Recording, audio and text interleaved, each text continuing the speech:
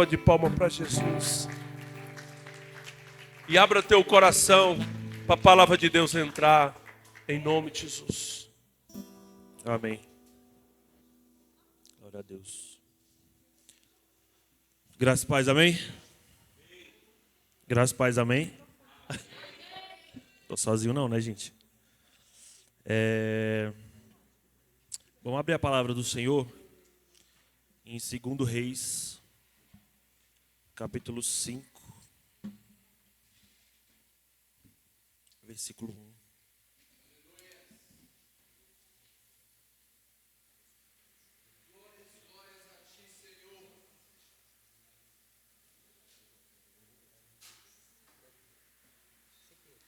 Amém.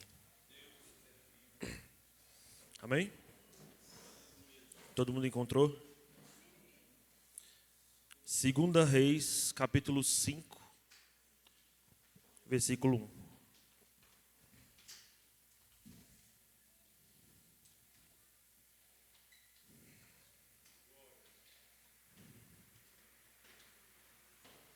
A palavra do Senhor diz assim: Naamã, comandante do exército do reino da Síria, era muito respeitoso e honrado pelo seu senhor, pois por meio dele o Senhor dera vitória à Síria. Porém, esse grande guerreiro ficou leproso. Tem uma passagem em outra versão que fala assim: mas esse grande guerreiro ficou leproso. Só até aí, amém? A palavra do Senhor vai nos dizer que... Primeiro quero agradecer minha família que veio, meu pai. A palavra do Senhor vem dizer que... Vem contar a história desse homem que se chamava Naamã. É uma história que a igreja conhece, é uma história já contada nos púlpitos. E o que me chamou a atenção nessa história é que a palavra do Senhor, primeiro, ela traz uma série de elogios a Naamã. Primeiro fala que ele era capitão, que ele era homem valoroso, de muito respeito, que por ele o Senhor dera livramento ao povo da Síria, mas ele era leproso. Quando eu leio esse versículo, eu comparo Naamã a mim. É quando eu consigo enxergar muitas coisas boas dentro de mim, depois de um grande processo de amadurecimento, porque por muito tempo na minha caminhada eu só enxergava o que eu tinha que mudar. Muitas vezes a gente sabe o que tem de lepra na gente. Muitas vezes a gente sabe o que tem de errado na gente e focamos nisso. Eu tive que passar por um processo na minha vida muito doloroso, a qual eu tive que me enxergar não só o meu erro, não só a minha lepra, mas eu tive que ver que eu também tinha coisas boas. Assim como todo mundo, eu creio, né? Todos nós temos um porém, todos nós temos um mas na vida da gente. Só que esse mas, ele não vai ficar tão exposto. Ninguém vai subir aqui no altar e vai falar: olha, eu vou contar para vocês o meu mas. A gente vai contar que a gente é capitão, que a gente é homem valoroso. Para os nossos amigos a gente vai falar que a gente é homem de respeito. Mas a história desse homem tinha um mas. Como a minha história tem um mas. Como eu tenho certeza que a história de vocês também tem um mas. Nós todos não somos feitos só de coisas boas, né? Nascemos do pecado. A nossa natureza, ela é pecaminosa. E por meio da graça, por meio da misericórdia do Senhor, nós podemos encontrar coisas boas dentro de cada um de nós. E aí a história vem contar que esse homem, ele era capitão do exército. Mesmo ele sendo doente, mesmo ele tendo uma deformidade na pele, uma debilidade. E o que eu me vejo também nessa história, é que além dele ser uma pessoa boa, ele era um leproso, porém ele era um leproso, mas isso não o impedia de viver, isso não o impedia de caminhar. Nós vemos hoje uma geração que ela é uma geração depressiva, que é uma geração com pouca saúde mental, e isso só tende a piorar. Os jovens, não só os jovens, mas também os mais velhos, isso a gente consegue ver que só tende a piorar no mundo que a gente vive hoje, de ansiedade, de depressão. E muitas vezes a gente consegue ver pessoas entregues a isso. Entregues. E não é porque elas querem, é porque elas já não conseguem. Mas Naamã era diferente. Ele era leproso. Ele tinha uma deformidade. Ele tinha uma doença. Mas ele era capitão do exército. A Bíblia diz que ele continuava. Ele tocava a vida em frente. Né?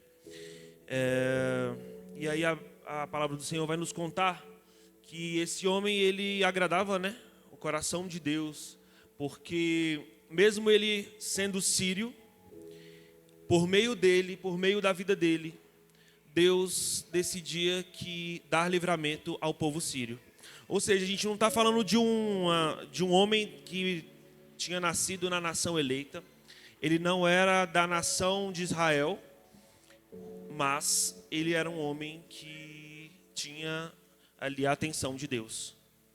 Por meio dele, por meio do coração dele, Deus tinha dado vitória ao povo da Síria. A história vem nos contar mais para frente que o exército da Síria entra em Israel. E aí a gente vai saber que Israel é a nação eleita, é a nação santa. Eu sou apaixonado por Israel. E aí a gente, no decorrer da história, se você parar para ver, aquele homem, com seu exército, ele entra na nação eleita, ele entra em Israel, e a história diz que eles trazem presa uma menina. Essa menina tinha por volta aí dos seus, eu creio que dos seus 12 anos para baixo, porque a Bíblia chama ela de menina, a Bíblia não dá um nome para ela, um nome específico. A Bíblia não menciona a idade dela, mas se eu falo hoje de uma menina, eu acho que cabe de 12 anos para baixo, né? E aí a palavra do Senhor nos conta que eles entram em Israel, na nação santa, e aquele homem que tinha o coração de Deus, que tinha a atenção de Deus, ele aprisiona uma menina de 12 anos. A palavra de Deus diz que ele traz essa menina para ser uma prisioneira. Ela virou serva da esposa de Naamã. E a gente, sem romantizar uma cena dessa, porque eu imagino uma menina, eu imagino uma filha minha, né, alguém vindo de fora do país e levando minha filha como escrava, como prisioneira. Você vai imaginar que como essa menina chegaria ali nessa terra, como essa menina chegaria na Síria, se ela estava presa já sem sua mãe, sem seu pai, sem sua vida, sem sua casa. E aí, se você se coloca no lugar dessa menina, eu iria murmurar o resto da minha vida. Eu iria perguntar para Deus o resto da minha vida: por que fui eu? Por que fui eu que fui preso? Eu só tenho 12 anos, eu sou uma criança, por que fui eu?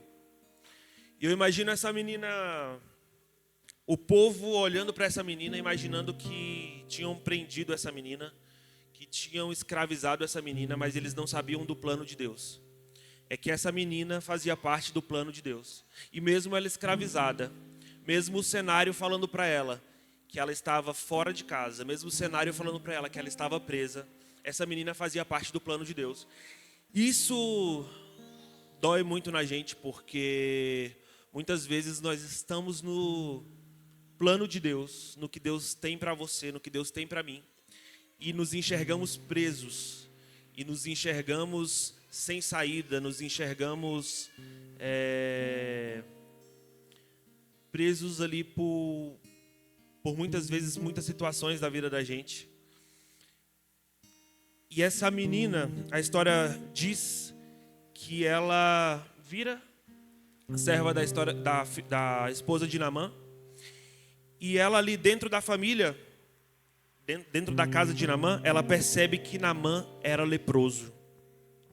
Eu imagino a dor no peito dessa menina, se questionando, né? O porquê Deus não livrou essa menina da mão do povo da Síria. Eu sei que hoje as nossas crianças, elas são muito rasas. Eu digo nossas crianças, não as nossas crianças da igreja, mas as nossas crianças em si. O ensino de Deus para uma criança hoje é muito rasa. E é uma dificuldade, meu irmão. Lá em casa eu tenho duas.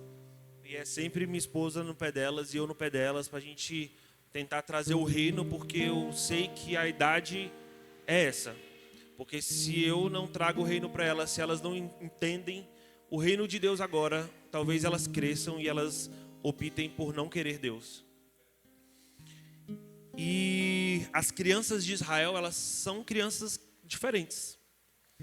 Estivemos lá e a gente teve no Shabá, e a alegria das crianças quando chega ali no Muro das Lamentações, você fica olhando assim e fala: meu Deus do céu, meu Deus do céu. E ele vai descendo todo mundo, e as crianças cantando, e as crianças pulando. Independente da idade, você vê que tem algo diferente. E as crianças ali de Israel, elas já são crianças que elas são inculcadas com o reino de Deus. Já são crianças que elas já sabem quem é o Deus de Abraão, o Deus de Moisés e o Deus que ela serve. Então eu fico imaginando essa menina se questionando, perguntando para Deus por que Deus não a livrou da mão do povo da Síria. E é um questionamento que muitas vezes nós, como adultos, também fazemos. Senhor, porque tem situações na vida da gente que a gente passa, que muitas vezes a gente questiona ao Senhor: Senhor, por que hoje eu estou passando por isso? Senhor, por que o Senhor não me livrou disso? Senhor, por que hoje eu vivo isso? E eu quero te dizer que nós somos resultados das nossas escolhas. Muito provavelmente passamos por vales e passamos por desertos onde Deus ele nos permite estar. Mas na maioria das vezes na nossa vida somos resultado do que nós plantamos durante toda uma vida. Mas essa menina tinha só 12 anos. E se você parar para pensar, uma menina de 12 anos não tem condições de plantar tanto mal a ponto de ser levada escrava. Essa menina trabalhando na casa de Naamã, ela percebe que o seu senhor ele era leproso. E aí a palavra nos diz que ela chega e fala assim: lá na minha terra, o Deus da minha terra, lá nós temos profetas usados por Deus que curariam o meu Senhor. E aí essa menina vai nos constranger muito mais. Porque se sou eu penso que você morra com essa lepra te comendo. Que você morra todo leproso. Quem aqui pensaria diferente de mim? Você está escravo dentro da casa da pessoa que te fez escravo, e você vai trazer um norte, uma direção de Deus para a vida daquela pessoa. Meu irmão, essa menina tinha 12 anos, mas a mente dela era de uma pessoa que já passou o deserto, que já viveu uma vida quase 60 anos. E a palavra do Senhor diz que essa menina dá um norte para Naamã. Fala para Naamã que de onde ela veio tinha um Deus que poderia curá-lo. Mesmo ela sendo escrava, mesmo ela sendo cativa. ela não esqueceu quem era o Deus da vida dela. Ela não esqueceu o Deus a quem ela tinha aprendido durante toda a caminhada de 12 anos dela. E aí eu penso que ela não vivia pelo que ela via, né? Como diz o louvor que cantamos ali agora. Ela não vivia pelo que ela via, mas ela vivia pelo que ela cria. E isso é muito pesado.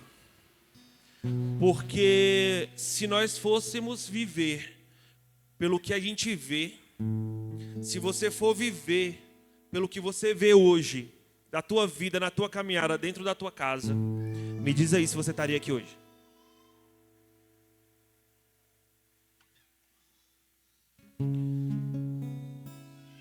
Nós somos uma geração que nós precisamos aprender a viver pelo que nós cremos. Porque os dias são difíceis. Porque a caminhada ela é árdua. E na minha vida eu sempre falo isso ao Senhor. Eu falo, Senhor, eu vou viver pelo que eu creio. Porque se eu for viver pelo que eu vejo, pelo menos para mim, muita coisa já não fazia mais sentido. E ali a palavra vai nos dizer que Naamã corre ali ao rei da Síria e fala, meu senhor, uma menina que trouxemos cativa de Israel, disse que lá na terra dela tem profeta e que esse profeta pode me curar. E aí se você for ver que o desespero de Naamã era tão grande, o desespero de Naamã fez Naamã escutar uma menina de 12 anos. Meu irmão, imagina você hoje tendo que resolver seus problemas guiado por uma menina de 12 anos. Então você vê que o desespero desse homem por uma cura era tanto que uma menina de 12 anos falou para ele, ó, eu conheço ali onde você vai ser curado. E ele foi até o rei. Ele não foi até o amigo dele do exército. Ele foi até o rei da Síria. E ele chega ali e fala assim, eu sei aonde tem cura para mim. Essa menina apontou para mim aonde tem cura. E aí o rei virou e falou, ok, vou escrever ao rei de Israel. E vou te enviar lá, Naamã, para você ser curado. Ele escreve ao rei de Israel. E quando chega a notícia ao rei de Israel, que o rei da Síria estaria enviando Naamã até ele para ser curado, o rei de Israel rasga suas roupas, rasga suas vestes. Era outro desesperado. E aí ele fala, a palavra de Deus diz que a primeira coisa que ele fala é, eu sou Deus para curar alguém? O rei da Síria está procurando motivo para me matar. Ele está procurando confusão, parafraseando. Porque ele sabe que eu não sou Deus para curar. E ele está mandando o capitão do exército para que seja curado aqui. Ele está caçando confusão. Porque ele sabe que eu não posso curar. E o que chama a atenção é que o próprio rei de Israel não sabia que havia profeta naquele lugar. O próprio rei de Israel não sabia que ali tinha cura, que ali tinha Deus. Mas a menina de 12 anos, ela sabia. Mas a menina de 12 anos, ela sabia. Por isso que eu vou te dizer hoje uma coisa para você nunca mais esquecer. Talvez você olhe para grandes pessoas que estão lá na frente da internet, pregadores, homens de Deus, e você se acha menor. Mas o que te faz maior é a tua intimidade com Deus. Não é você hoje ser um pregador de excelência, não é hoje você ser um pregador rico, não é você ser um pregador de uma igreja cheia, é a tua intimidade com Deus. O próprio rei não sabia que tinha um Deus em Israel que curaria Naamã. Ele entra em desespero e rasga suas vestes. Mas a menina sabia. E ali o profeta Eliseu, muito conhecido por todos nós, ele fica sabendo que o rei tinha rasgado as roupas. O profeta Eliseu fala: diga ao rei que traga Naamã, porque aqui há Deus, e ele verá que aqui em Israel há um Deus, e ele saberá que há um Deus em Israel. Então, esse homem, ele vai até a casa de Eliseu. A palavra diz que quando ele chega na casa de Eliseu, o profeta nem abre a porta para ele. E aí a gente nunca vai saber por que ele não abriu a porta, né? Naquela época, lepra era a doença que todo mundo mais temia, mas eu tenho certeza que não era por isso. Fazia parte do tratamento de Naamã. Porque ele era um homem influente, ele era capitão do exército, aonde ele chegasse, ele ali era respeitado, aonde ele chegasse, todo mundo parava, todo mundo cochichava, imaginando eu.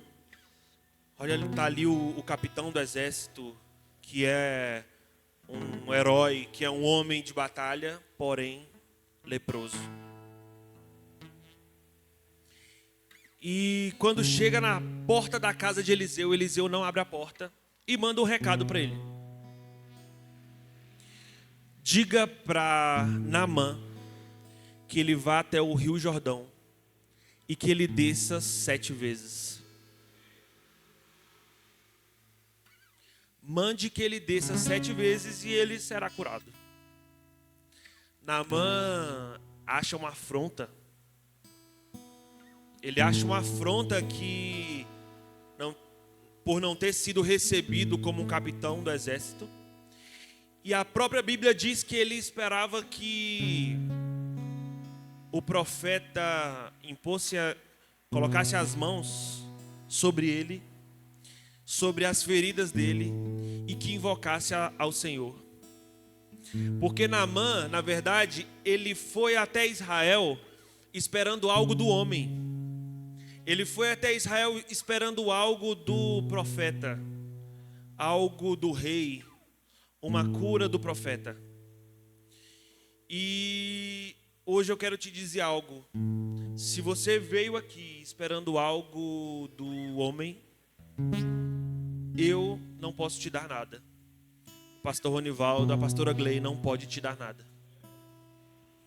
Se você veio atrás do que o homem pode te dar, se você ainda é um servo que olha para o homem, que olha para o ser humano, eu quero te dizer que o ser humano nada pode fazer por você, a não ser coisas terrenas. Hoje eu já não me espanto quando eu vejo uma notícia que um grande pastor caiu. Hoje eu já não me assusto quando eu vejo notícias que uma igreja famosa roubou. Hoje eu já não me assusto mais, porque nada hoje eu espero do homem. Eu sei que quem pode limpar o meu porém, o meu mas, o Maicon é um menino muito bom, mas, porém, eu sei que quem pode entrar na minha causa do meu porém está em Israel, que é o Deus de Israel, que está aqui nessa noite. Então, a palavra de Deus diz que ele sai pisando duro, né? Parafraseando, imaginando a cena, ele não aceita aquela desonra do profeta nem ter aberto a porta para ele. E ele fala para todos: vamos voltar. E ele tinha levado ouro, prata, roupas de linho que eram muito caras na época. E ele fala assim: vamos voltar. Quando de repente um homem fala para ele, chama ele de pai, mas não era filho, era um modo de se referir. E ele fala: se o profeta tivesse te pedido algo difícil, você não faria? Se ele tivesse te pedido algo a mais, você não faria? Você hoje, nessa noite, eu creio que você também tem um porém. Eu creio que se você pudesse falar de você hoje aqui, escancarado, sem vestes, você também tem um porém. E eu te pergunto nessa noite, qual é o seu porém? Você é uma pessoa muito boa, você é uma pessoa serva, você é uma pessoa de família, você é uma pessoa amiga, porém, mas, como Naamã, todos nós também temos uma parte do porém que nós queremos esquecer, que nós deixamos afastado, que nós deixamos sem a luz. Porque se você hoje, o ser humano ele não consegue lidar, né, com os poréns. Porque se hoje eu dou uma oportunidade aqui, todo mundo decide subir aqui e falar o seu porém, eu não dou nem 15 minutos para não ter mais ninguém aqui dentro do templo. Estou enganado? Foge todo mundo. Se nós pudéssemos contar aqui o nosso porém, o que nos atinge, o que nos deixa doente, qual é a nossa debilidade, talvez não ficaríamos ninguém aqui. E se eu te falasse, meu irmão, vai ali até o balão correndo, que esse teu porém vai ser curado. Vai até o balão ali correndo, que eu te garanto 100% que o teu porém já não existirá mais. Valendo, tô brincando. Não precisa correr não.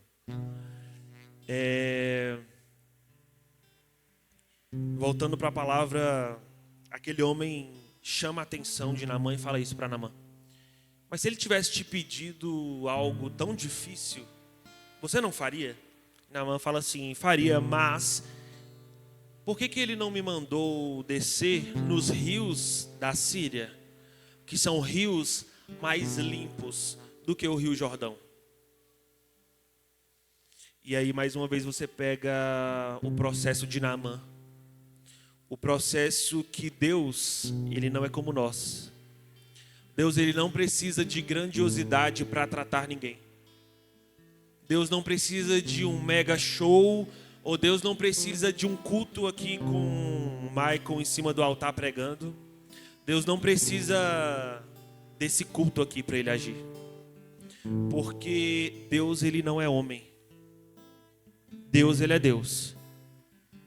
Ele não necessita de um cenário para curar. E ali ele estava explicando isso para Naamã. Ele só pediu que Naamã, o profeta só pediu que Naamã descesse 7 vezes no Rio Jordão. E aí ele fala que o Rio Jordão não era tão limpo quanto os rios da Síria, né? E algo que aponta, já estava apontando para Jesus, né?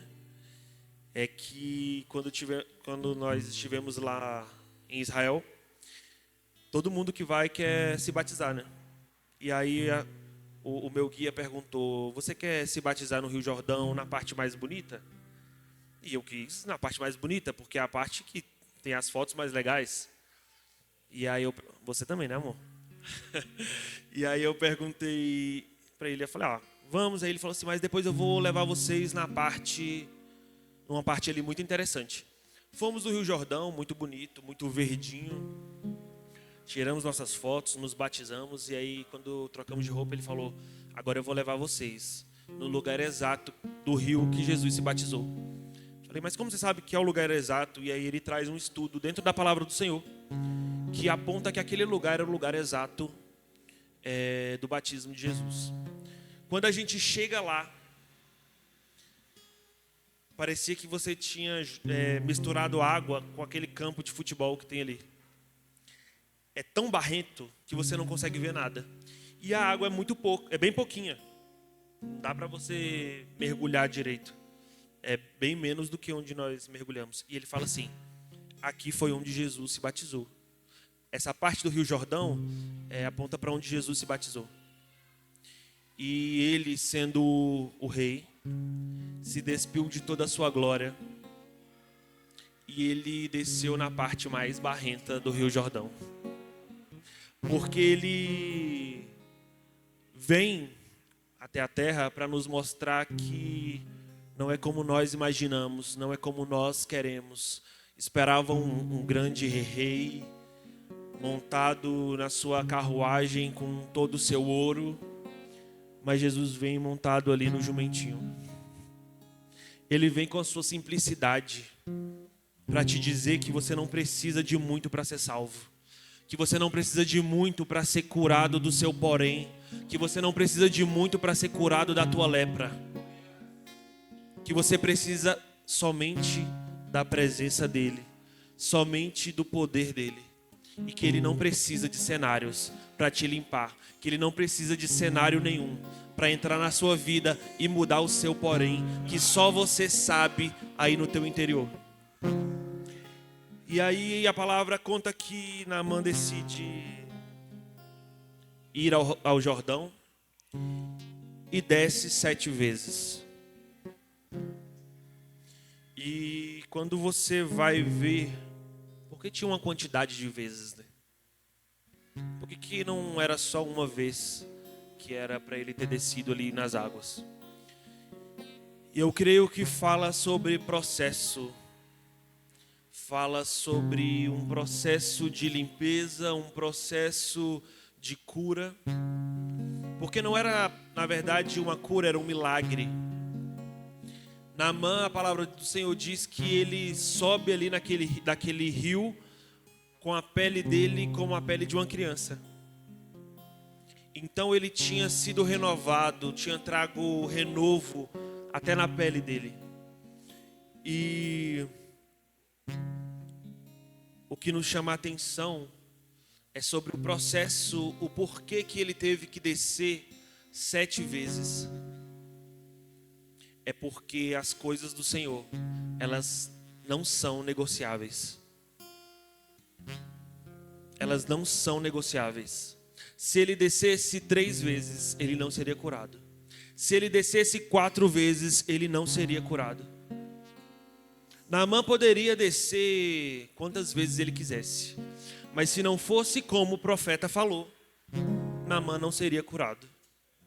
E quantas vezes não temos vivido o processo da cura, o processo da limpeza das nossas feridas, o processo da limpeza da nossa lepra,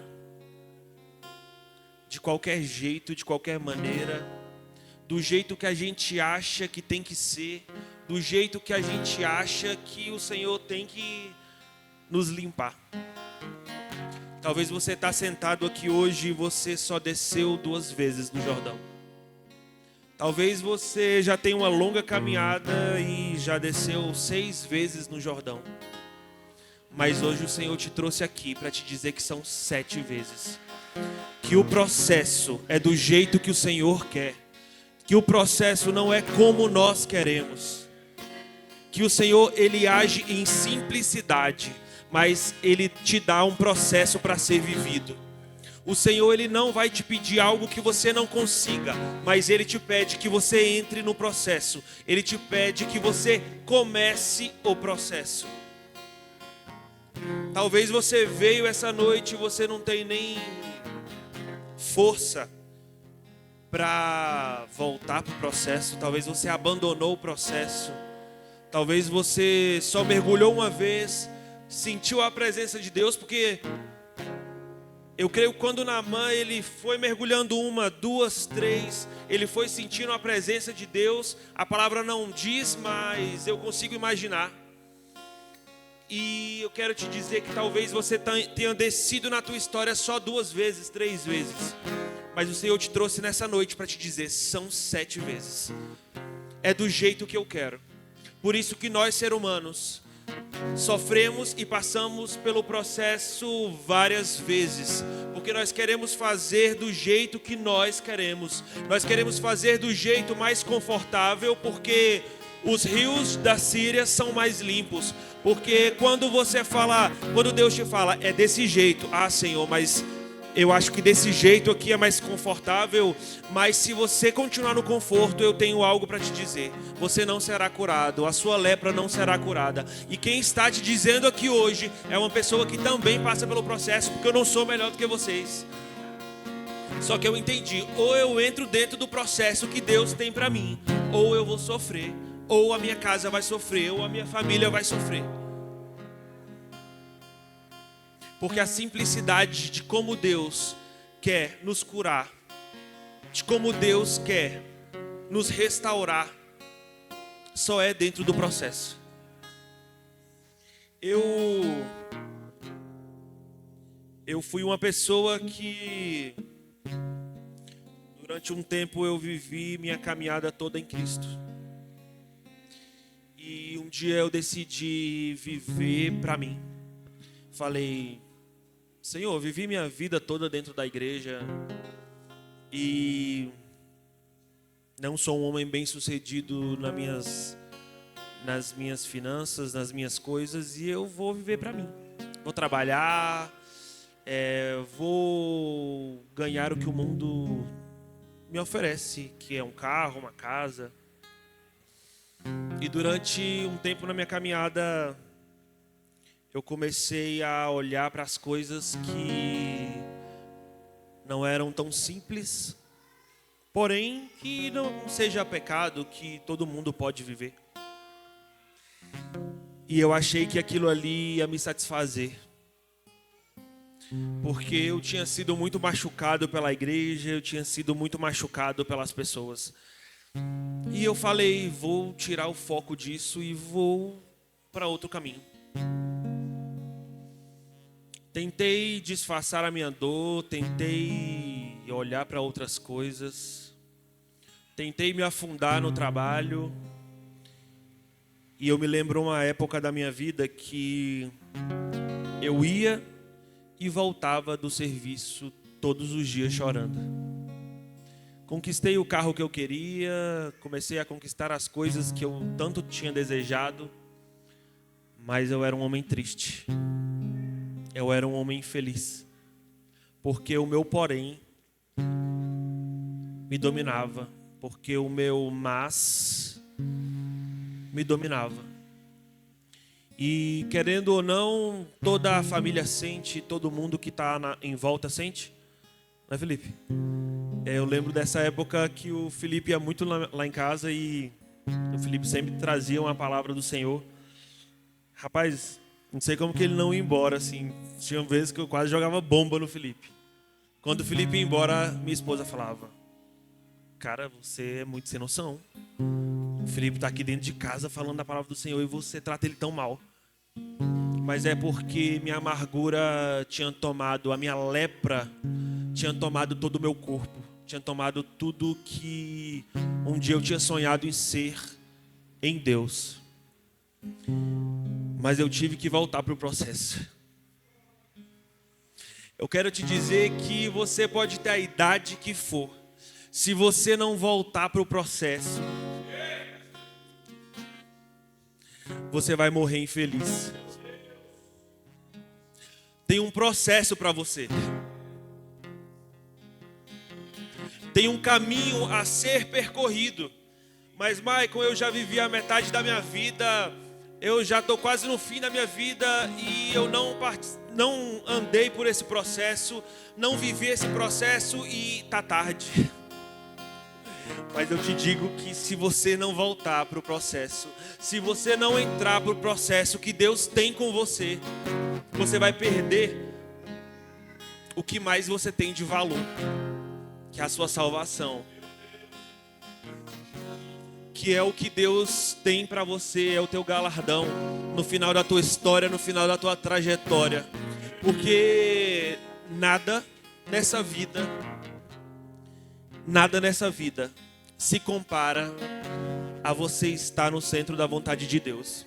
Você pode ter a melhor casa, o melhor carro, a melhor família, os melhores filhos, quando você deita sua cabeça no seu travesseiro,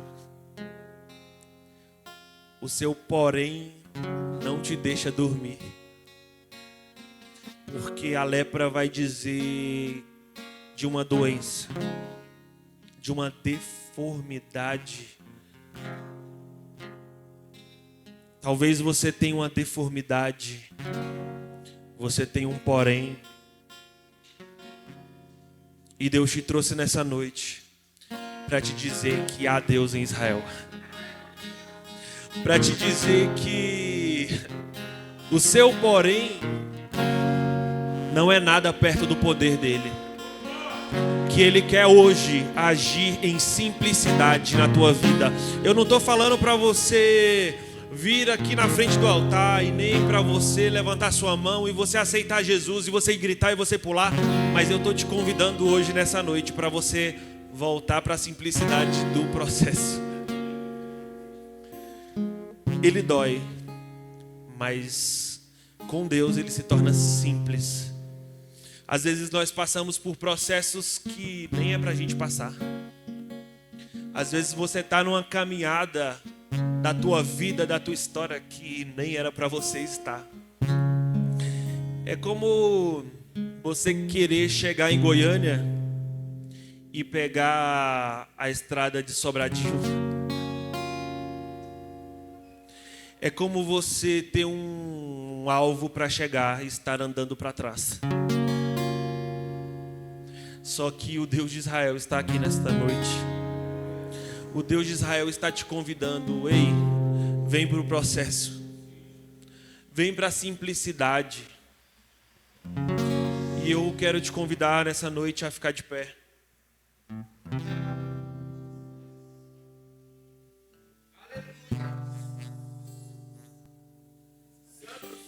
E em simplicidade, não precisa de você fazer a melhor oração, não precisa de você cair no poder, mas em simplicidade falar: Senhor, só eu e o Senhor sabemos qual é o meu porém. Qual é a lepra que assolou a minha história? Qual é a lepra que assola os meus dias? Que assola a minha vida? Qual é a deformidade que não te deixa caminhar? Que não te deixa romper? Que não te deixa ser quem você veio para ser? E eu te convido a falar com o Senhor e dizer: Senhor, eu preciso descer.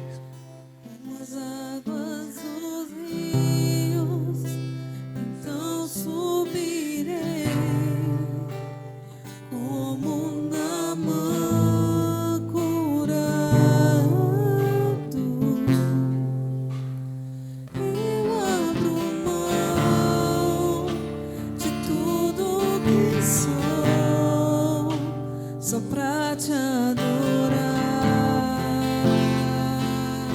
Senhor, Senhor, quebra o meu orgulho, eu quero descer e mergulhar nas águas do teu amor, me purificar.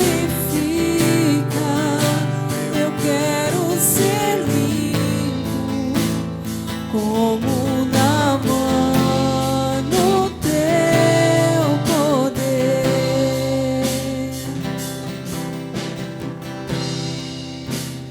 Quando o meu orgulho descer comigo,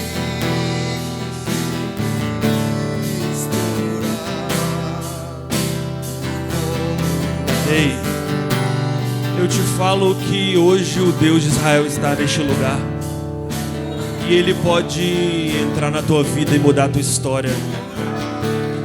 Talvez essa seja a noite da tua transformação.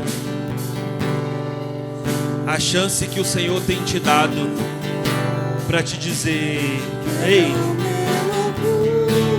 Eu estou aqui para limpar o seu porém, a sua lepra.